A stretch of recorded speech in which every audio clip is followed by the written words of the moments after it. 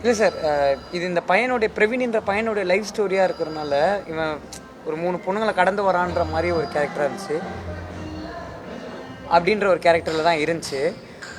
முதல் 2 ஹீரோயின்ஸுமே வந்து ஒரு நல்ல என்டர்டெய்னிங்காக பயங்கர ஜோவியலாக இருக்கிற மாதிரி தான். செகண்ட் ஹீரோயினுடைய லவ் போர்ஷன் தான் கொஞ்சம் படத்தில் சீரியஸான லவ் பாயிண்ட்டு அந்த பையன் லைஃப்பில் இருக்கிற மாதிரி இருந்துச்சு. அப்போ அனிஷ்மா வந்து சிறை நடிச்சுக்கிட்டு இருந்தாங்க அந்த பிகினிங்கில். எனக்கு வந்து ஒரு ஹீரோயினாக இல்லாமல் ஒரு கேர்ள் நெக்ஸ்ட் டோர் நம்ம பக்கத்து வீட்டு பொண்ணு மாதிரி ஒரு பொண்ணு செகண்ட் ஹாஃபில் தேவைப்பட்டாங்க. அப்படி தான் அனிஷ்மாவை இந்த படத்தில் காஸ்ட் பண்ணோம். மற்ற 2 ஹீரோயின்ஸுமே அந்த பேசிஸ் எல்லாருமே மெயின் என்னன்னா ஸ்கூல் பொண்ணு மாதிரி இருக்கணும், கொஞ்சம் ஸ்கூல் ஏஜாக இருக்கணுன்றது எங்களுக்கு இருந்துச்சு. ஸோ அதுதான் மெயின் இதுதான்.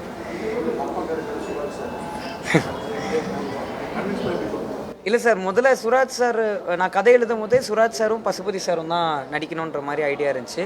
பட் அந்த டைமில் வந்து பசுபதி சார் வந்து பைசன்லேருந்து நிறைய படம் பண்ணிகிட்டு இருந்தார். ஸோ அது பண்ணிகிட்டு இருக்கும் போது அவருடைய டேட்ஸ் கிடைக்க ரொம்ப கஷ்டமாகவும் இருந்துச்சு. பட் சுராஜ் எனக்கு என்னென்னா ஒரு comedy at the same time எமோஷ்னலாக பண்ணுற ஒரு அப்பா கேரக்டர் தேவைன்னு தோணுச்சு படத்துக்கு. அப்போ சுராஜ் சார் பண்ணால் ரொம்ப நல்லாயிருக்கும் அப்படின்ற ஒரு ஆப்ஷன் இருந்துச்சு. பட் அவர் ஜெயிலர் அதுதான் ரொம்ப பிஸியாக இருந்தார், அவர் டேட்ஸே கிடைக்கல. ஓகே, நான் இது நடக்காது போலன்னு மாதிரி ஹோப்லெஸ்ஸாக தான் இருந்தேன். ரேண்டமாக என் ப்ரொடியூசர் அவரை வேற ஒரு விஷயமா பார்க்க போய் அவர்கிட்ட ஒரு கதை இருக்குது நீங்கள் கேட்குறீங்களான்னு இவர் சொல்லி அப்படி கதை சொல்லி தான் அது நடந்துச்சு. ஸோ உண்மையில் அது ஒரு மாதிரி இந்த வெற்றி சார் எப்போவுமே சொல்லுவார், ஒரு கதை வந்து அந்த கதைக்கானதை தேர்ந்தெடுத்துக்கணும். அந்த மாதிரி நடந்தது தான் எனக்கு சுராஜ் சார் கொஸ்டின்.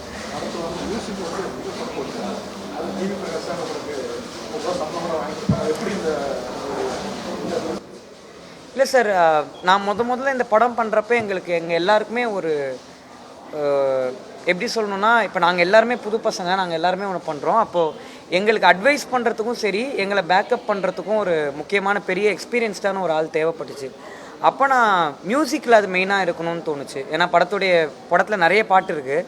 ஸோ அது ஒரு மியூசிக் டேரக்டர், பெரிய மியூசிக் டேரக்டராக இருந்தால் நமக்கு ஒரு பெரிய ஹெல்ப்பாக இருக்கும்னு தோணுச்சு. அப்போ ஜிவி நான் அப்ரோச் பண்ணும்போது தான் ஜிவி வந்து நீ ஃபஸ்ட் டைமாக ஒரு ஸ்டெப் எடுத்து பண்ணுறேன், நான் உனக்கு சப்போர்ட் பண்ணுறேன்ற மாதிரி தான் பண்ணார். ஸோ அப்படி தான் அது நடந்துச்சு.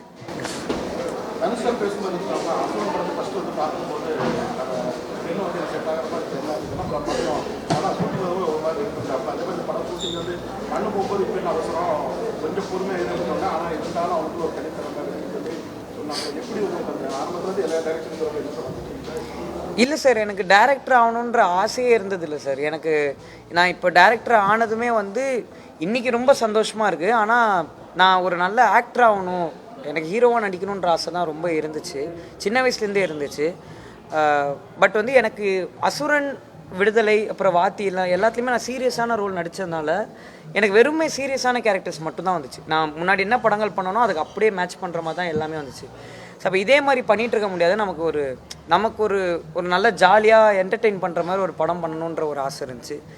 அப்போ எந்த டேரக்டருமே நமக்கு அந்த மாதிரி ஒரு கதையில் அப்ரோச் பண்ணாதனால சரி நம்ம ஒன்று டைரக்ட் பண்ணுவோம், நம்மளை ப்ரெசென்ட் பண்ணோன்னா யாருக்கிட்டேயோ ஏதோ ஒரு கதை இந்த மாதிரி சிமிலராக இருந்துச்சுன்னா கூட நாளைக்கு நம்ம மைண்டில் தோணுவோம்ல அவங்களுக்குன்ற ஒரு ஐடியாவில் தான் இந்த படமே பண்ணது சார்.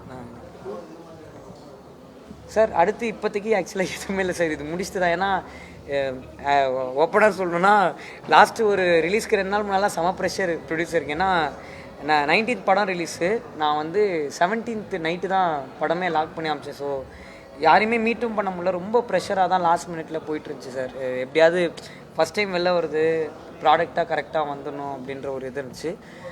அதனால் கதைகளும் சரி, இப்போது யாரையுமே படத்துக்கு அப்புறம் இன்னும் எதுவும் மீட் பண்ணல சார். இது எல்லாமே முடிச்சுட்டு தணிக்கை குழுனா சார். சார் சென்சார் போர்டு வந்து எங்கள் படத்துக்கு ரொம்ப அப்ரிஷியேட்டிவாக வந்துட்டு அவங்க படம் பார்த்துட்டு ப்ராசஸ் எல்லாமே எங்களுக்கு ஸ்மூத்தாக முடிஞ்சிச்சு. சென்சார் சைடில் எங்களுக்கு எந்த பிரச்சனைகளும் எங்களுக்கு பிகினிங்கில் எங்களுக்குமே வந்து அவங்க ஒரு டைம் லைனும் கைட்லைன்ஸும் வச்சுருக்காங்க. அதுக்குள்ளே நம்ம மேட்ச் ஆகிட்டோம்னா நமக்கு எந்த பிரச்சனைகளும் வராதுங்கிறது இல்லை, எதுவுமே இல்லை சார். அவங்களுடைய சப்போர்ட் எங்களுக்கு ஒரு பெரிய சப்போர்ட் சார். ஆக்சுவலாக நாங்கள் சில இடங்கள் வந்து பீப்பாக இருக்கும்னு சொல்லி ரொம்ப பயந்தோம். பட் அவங்க வந்து இதை ஒரு படமாக பார்த்து எங்களுக்கு அவங்க பெரிய சப்போர்ட் பண்ணியிருக்காங்க ஆக்சுவலி சார். புதுசாக வரவங்களுக்கு இண்டஸ்ட்ரி ரொம்ப நல்லா இருக்குது, அதுக்கு நாங்கள் தான் எக்ஸாம்பிள். இதை பார்த்து இன்னும் நிறைய பேர் வந்தால் வில் பி வெரி ஹாப்பி. இல்லை சார், அது ஓப்பனாக சொல்லணுன்னா ரொம்ப வரவேற்கிறாங்க சார். இப்போது இருக்கிற நிறைய டேரக்டர்ஸும் சரி, நான் இந்த படம் எழுத ஆரம்பித்து ரிலீஸ் வரைக்குமே இவர் ஃபஸ்ட் டைம் ப்ரொடியூசர், நான் ஃபஸ்ட் டைம் டேரக்டர். இவருக்கு பின்னாடி இப்போ அவ்வளோ ப்ரொடியூசர்ஸ் இவர் பேக்கப் பண்ணி சப்போர்ட் பண்ணிட்டு இருக்காங்க இன்னைக்கு வரைக்கும். ஏன்னா நான் என்ன பண்ணணும் பண்ணக்கூடாதுன்னு யாராவது சொன்னாதானே நமக்கு தெரியும். நம்ம ஒரு விஷயத்துக்கு முதல்ல வரோம், நமக்கு அந்த அனுபவமோ வயசோ பெருசாக கிடையாது. அப்போ இதுக்கு முன்னாடி படம் பண்ணி நம்ம பெருசாக லுக்கப் பண்ணுற ஆட்கள் நமக்கு பின்னாடி இருந்து இதை பண்ணு, இதை கரெக்டாக பண்ணுன்னு சொல்லி அந்த அளவுக்கு வெல்கமிங்காக இருக்கிறதுக்கான இண்டஸ்ட்ரி இங்கே ரொம்ப ஹெல்த்தியாக தான் இருக்கு. ரொம்பவே ஆனால் முக்கியமான ஒரு விஷயம், நல்ல படம் பண்ணால் சப்போர்ட் பண்ண இங்கே ஆட்கள் இருக்காங்க. ஸோ நல்ல படம் பண்ணுறது மட்டும் தான் நம்மளோட குறிக்கோளாக இருக்கணுங்கிறது என்னோட அபிப்பிராயம். சாரி, ஆமாம் சார். அது கேங்ஸ் இவன் அந்த கேங்கில் இருக்கான், அவன் இருக்கான். நாங்கள் எல்லாருமே ஃப்ரெண்ட்ஸாக சேர்ந்து தான் அந்த கதை எழுத ஆரம்பித்தோம் சார். ஏன்னா இது ஒரு மொட்டை மாடியில் நைட்டு சும்மா நடந்த ஒரு சம்பவம் சார். அது நடக்கவே மாட்டேங்குது, வாங்கடா ஒன்று எழுதுவோம், எதாவது ஒன்று இப்படின்னு எடுத்து அது ஒரு ப்ராசஸாக போயிட்டே இருந்துச்சு. இப்போ கொஞ்ச நேரத்துக்கு முன்னாடி கூட நாங்கள் பேசிகிட்டு இருந்தோம், நம்ம படம் வந்து ஸ்க்ரீன்லேயே வந்துருச்சா, தேட்டர்லேயே புக்காக ஆரம்பிச்சிருச்சான்ற மாதிரி. எங்களுக்கு இன்னும் நம்ப முடியல. ஏன்னா நாங்கள் இந்த படத்தை ஃபோனில் எடுத்து அதையே பார்த்து அதுக்கப்புறம் படமாக பண்ண ஒரு கேங் சார். ஸோ எங்களுக்கு வந்து ஃபோனில் எடுத்தோம், ஒரு கேமராவில் எடுத்தோன்ற மாதிரி விளையாட்டுத்தனமாக இருந்தோம். ஷூட்டிங் ஸ்பாட்டில் கூட எங்களுக்கு எல்லாருமே புது பசங்களாக இருக்கனால எங்களுக்கு க்ரைட்டீரியா கிடையாது, ஹையார்கி கிடையாது. நாங்கள் அவ்வளோ ஃப்ரீ ஃப்ளோவாக ஒர்க் பண்ணோம். இன்னும் நடிக்கிற ஆக்டர்ஸ்லேருந்து எல்லாருமே ரொம்ப ஃப்ரெண்ட்லியாக இருந்தாங்க. படமாக ரிலீஸ் ஆகி இன்றைக்கி ரியாலிட்டியில் வந்து இவ்வளோ புக்கிங்ஸ் ஆகுது, தேட்டர்ஸு இவ்வளோ ஆடியன்ஸ் வராங்க, கை தட்டுறாங்கன்ற போது தான் நமக்கு ரியாலிட்டியே படம் ரிலீஸ் ஆயிடுச்சு, வெளில வந்துருச்சுன்றது. சார் ஃபுல் பட்ஜெட்டா ப்ரொடியூசர் தான் நான் நம்பரா சொல்லல, பட் ஒரு புது ஹீரோவுக்கு பண்ற பட்ஜெட்டை விட ஒரு 2 மடங்கு பெரிய பட்ஜெட்னு வச்சுக்கலாம். சார் சிம்பு அண்ணன் நேற்றுக்கு ட்வீட் பண்ணியிருந்தாரு. அவர் படம் பார்த்துட்டு ரொம்ப அப்ரிஷியேட் பண்ணார் சார். இந்த மாதிரி இன்னைக்கு ஜென்ரேஷனுக்கு ஏற்ற மாதிரி இருக்குது, ரொம்ப ஜாலியாக இருக்குன்ற மாதிரி. ஏன்னா அவங்கள மாதிரி ஆட்கள் வந்து இதுக்கு முன்னாடி வந்து நிறைய ஹிட்டு கொடுத்து இந்த மீட்ரு புரிஞ்சவங்க, அவங்க கிட்டேருந்து இப்படி ஒரு வேர்ட்ஸ் வரும்போது நமக்கு உண்மையிலே ரொம்ப ஹாப்பியாக இருக்குது சார்.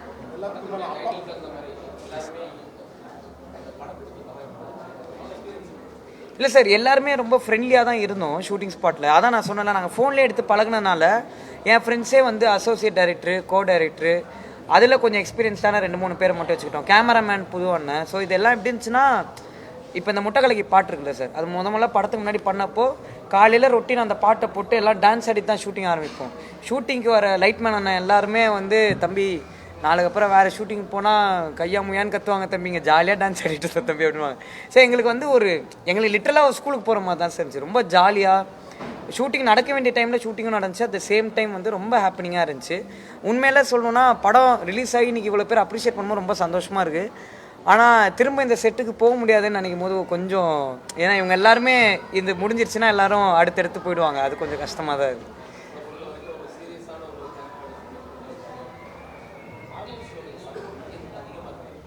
எது சார்? இல்லை சார், அப்படி இல்லை சார். எல்லா படத்துக்குமே ஆடியன்ஸோடைய சப்போர்ட் இருந்துட்டு தான் சார் இருக்குது. நமக்கு இப்போ நம்ம பார்க்குற எல்லா படங்களையுமே எல்லாருக்குமே ஆடியன்ஸுக்கு ரொம்ப பிடிச்சமான படமாக இருந்தால் அது என்ன ஜானராக இருந்தாலும் அக்செப்ட் பண்ணிடுறாங்க சார்.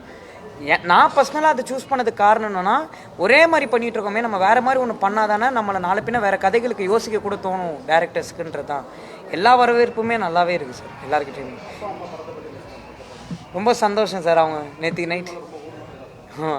நேற்று நைட் அவங்க ரொம்ப எமோஷ்னல் ஆகிட்டாங்க. நாங்கள் தேவி தேட்டரில் போய் படம் பார்த்தோம். அது ஆடியன்ஸ் கிட்டேருந்து அப்படி ஒரு ரெஸ்பான்ஸ் வந்தோன்னே ரொம்ப எமோஷனலாக அழுதுட்டாங்க 2 பேரும். ஸோ அது ஒரு பையனாக எனக்கு ரொம்ப சந்தோஷமாக இருந்துச்சு அவங்கள அப்படி ஹாப்பியாக ஆக்கி பார்க்குறது.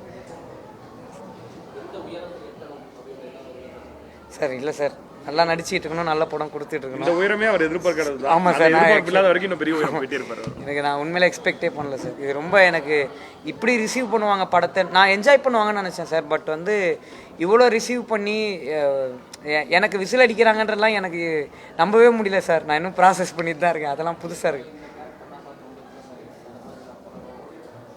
இல்லை சார், என்டர்டெயின் பண்ணணும் சார், அவ்வளோதான். எண்ட் ஆஃப் த டே என்னவா இருந்தாலும் ஆடியன்ஸை ஃபுல்லாக என்டர்டெயின் பண்ணணும், அவங்கள நல்லா சிரிக்க வச்சு பயங்கரமாக என்ஜாய் பண்ண வைக்கணுன்றது தான் மெயின் மோட்டிவ்ஸ்.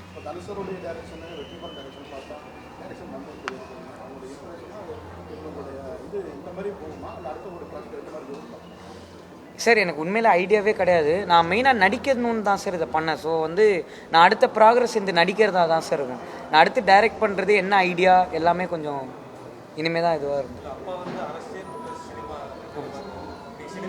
ஆமாம் சார், நான்லாம் வரமாட்டேன் சார். எங்கள் அப்பா வந்தது அவருக்கு இல்லை சார், ஏன் சார் அதெல்லாம் எனக்கு இதுக்கு சம்மந்தமே இல்லை சார். வந்து இல்லை சார், அதெல்லாம் இல்லை சார். எனக்கு எங்கள் அப்பா அவருடைய லைஃபே வேறு சார், என்னுடைய லைஃபே வேறு. அவர் பார்த்து வாழ்ந்த வாழ்க்கையும் எதுவுமே வேறு. ஸோ அதனால் பட் ரொம்ப தேங்க்ஸ். இன்றைக்கி 3rd டே படம் ரிலீஸ் ஆகி இன்றைக்கி படத்தோட புக்கிங்ஸ் கூட அவ்வளோ நல்லா இருக்குன்னு சொல்லி எங்களுக்கு எல்லாருமே ஃப்ரெண்ட்ஸ் அண்ட் ஃபேமிலி எல்லாருமே எங்களுக்கு மெசேஜ் பண்ணாங்க, எல்லாத்தையுமே காமிச்சாங்க. நீங்கள் கொடுக்குற இந்த சப்போர்ட் வந்து எங்களுக்கு ரொம்ப பெரிய சப்போர்ட். இது வந்து எங்களால் வேர்ட்ஸில் எக்ஸ்பிளைனே பண்ண முடியாது. பார்க்காதவங்க ஃப்ரீ டைம் இருந்தால் ப்ளீஸ் எங்கள் படத்தை வந்து பாருங்கள். டெஃபினட்டாக உங்களை என்டர்டெயின் பண்ணுவோன்னு நம்புகிறேன்.